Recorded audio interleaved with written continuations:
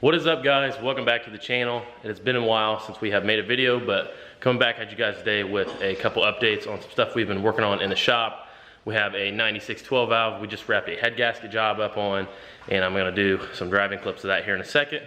And also we wrapped up Joey Harrison's 2014 Ram. We did a stage 1 68 RFE build from Flat Out Diesel, and I'm gonna put some clips in of us installing that right now. Got it back on the road, got it delivered to him yesterday, and he's very happy with how the truck drives. He said it shifts a lot better. He's just really happy with how it drives, essentially. And like I said, we just wrapped up a head gasket job on this 96 12 valve, did head studs, O-ring the cylinder head, so O-ring on top of the factory firing head gasket, and that'll help keep that guy sealed up so that way he doesn't blow any head gaskets in the future. And we got everything wrapped up on it last night. About to take it for a drive real quick just to verify everything's good and top all the fluids off one more time, and it will be going home tonight as well.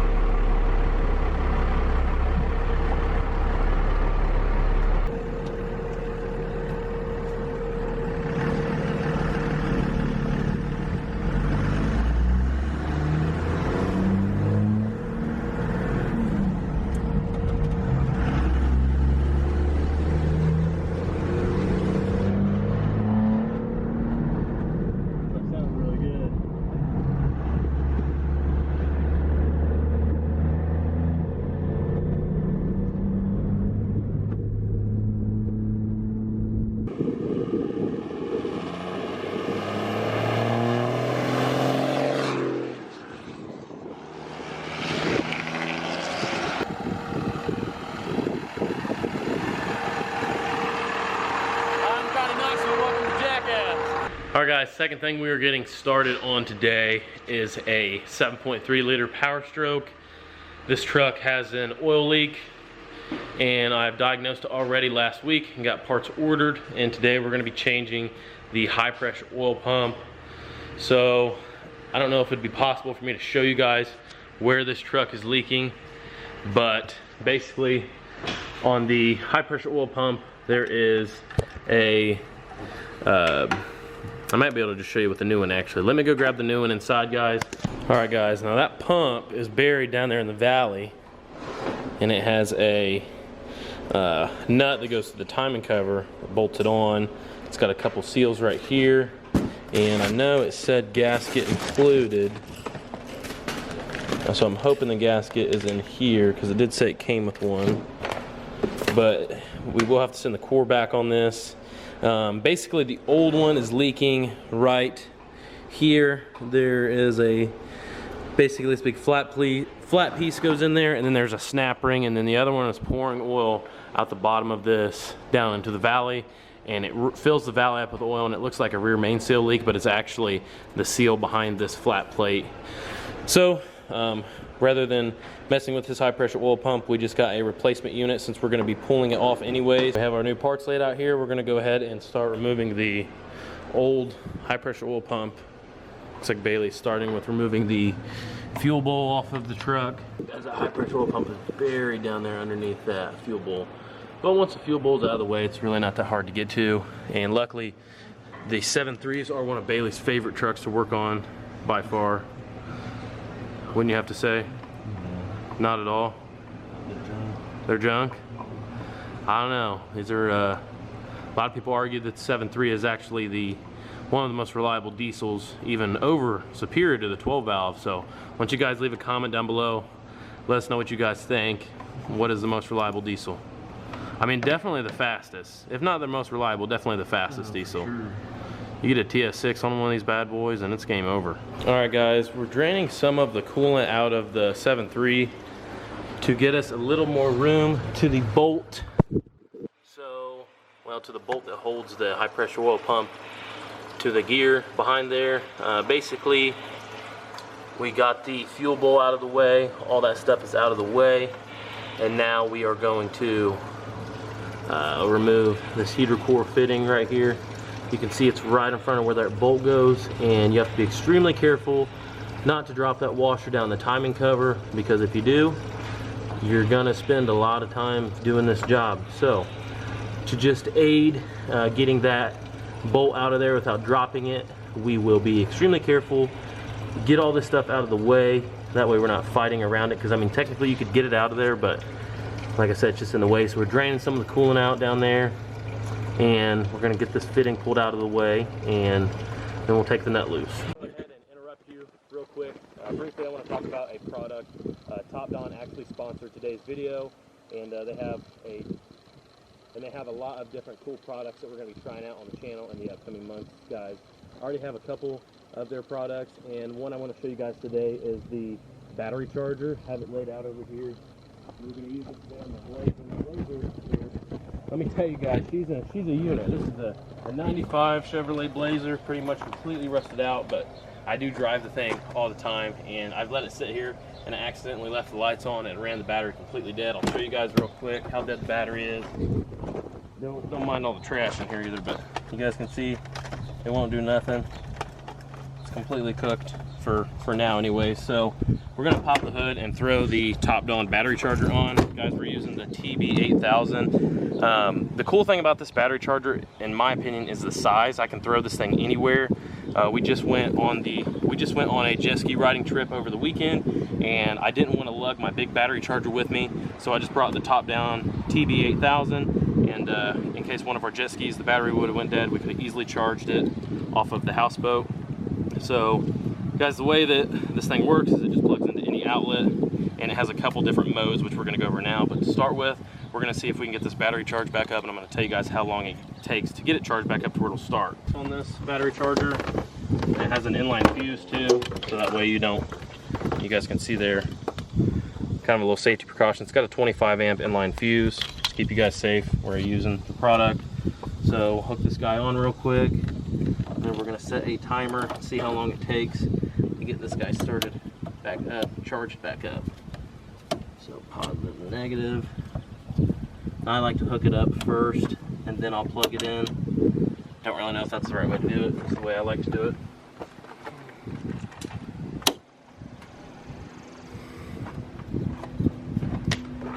On there, good. So you guys can see, if you can come over here to the screen, I don't know how well you'll be able to see that.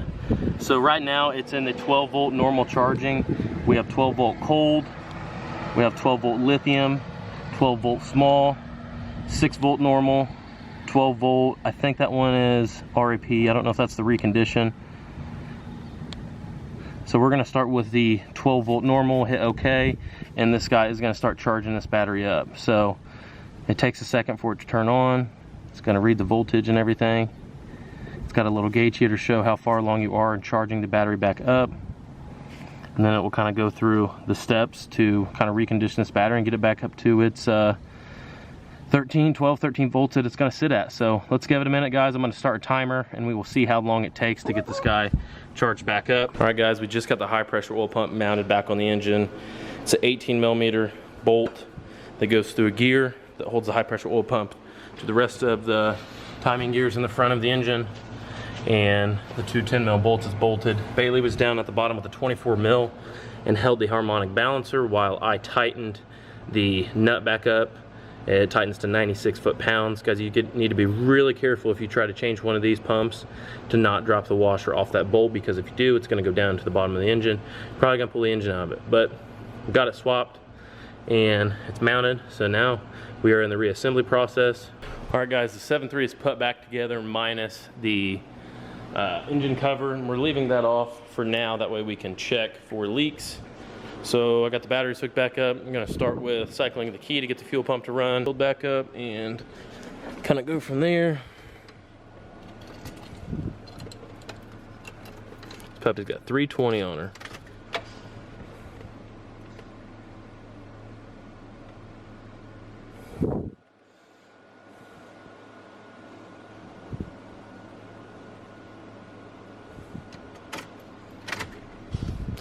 Guys, since we had the oil system opened up, it is going to crank for a really long time. These trucks have to crank for a while before they will build oil pressure back up.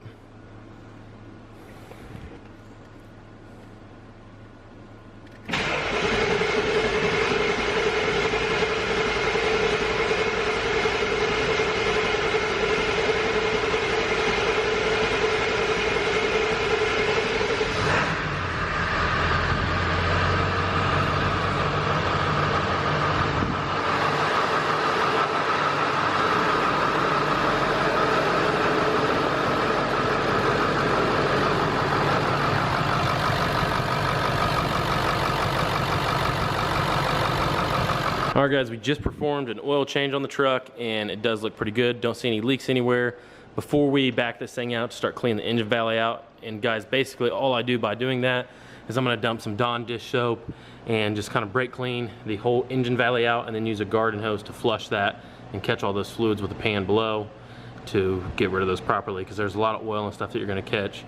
So you don't want to just do that basically out in your yard or in your driveway. You're gonna leave a big black spot. So before we do that though, I want to jump back to the Blazer and show you guys, well, I don't even know. I want to see if it's gonna start. I left that key on forever by accident, and I want to see if this TB8000 Top Dawn will bring this thing back to life and start it up. It's been charging for about 30 minutes or so. Looks like we got 13 volts, 6 amps. It only says 50% charged on the Top Dawn, so let's see if it'll start up. Fired right up. This thing was completely dead, guys. I mean, as dead as the battery could get, and the Top Dawn brought it back to life in 30 minutes, and I didn't have to lug a big battery charger out here. This thing is very small, easy to use, and I definitely do like their products, and we'll be showing you guys some more Top Dawn products in the near future. If you guys would please check out the link in the description below. I will leave a link to the Top Dawn website. You guys can check out what all kind of products they have, and they should be sending us some new toys to play with here soon, so appreciate you guys. But let's jump on the Ford. All right guys, I'm letting the truck idle up here on the blacktop, and I'm gonna go ahead and close out this video today. So that is what we got done on the truck. Change the high pressure oil pump. I'm basically just watching for oil spots up here and verifying that we don't get any oil spots that pop up on the truck or on the driveway. It's a lot easier to see it than in the gravel, obviously. So we're gonna let the truck idle for probably an hour or two. The oil systems in these take quite a long time to bleed out.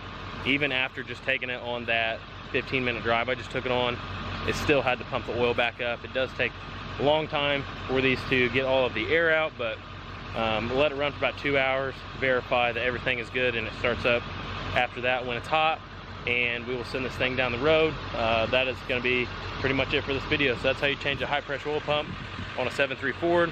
I appreciate each and every one of you guys for tuning in today. Be sure you guys leave a comment down below. Let me know what you guys think of the video. And yeah, if you want to support the channel, you can do that on the Patreon link below as well. And that's gonna wrap it up. So that's it for this video. We'll see you guys on the next one. Be careful. Just need to think something cool to say.